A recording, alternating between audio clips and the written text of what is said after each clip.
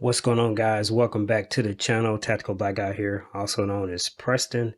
I appreciate you guys continue to support the channel. I hope you're being safe out there, taking care of yourself and your family. Today I'm going to be doing a quick unboxing of the Walther Pps M2. This gun has been on the market for at least a couple of years. There's a couple of different versions of it out there. The price point, it depends on where you get it at. I picked this one up for $294. I've seen them as high as around $425. So you just have to look around and try to find the best price. I got this at Academy Sports, by the way. It does come in a hard case. Let's go ahead and open it up. Now inside, you get the gun itself. I thought that it came with 3 magazines, but it only came with 2. You have an 8-round magazine with the extension on it, and then you have a 6-round magazine. They also have a 7-round magazine as well. Got your gun lock. And last but not least, you have all of your manuals. Some pretty good manuals here, good illustrations.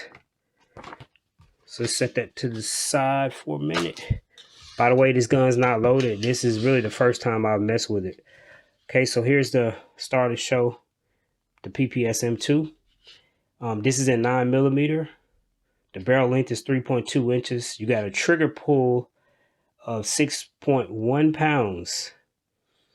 As I already mentioned, the capacity is going to be 6, 7, and 8 rounds in the magazines. The overall length is 6.3 inches, and you got a height of 4.4 inches. Let's go ahead and put a magazine in. This is the magazine with the extension. As you can see, I have medium-sized hands, so I get a pretty good purchase on it. My pinky finger does not hang over the lip here, but if I try the 6-round magazine, as you can see, my pinky kind of hangs a little bit. So when I get into the full review, I'm going to go over all the different features of this gun.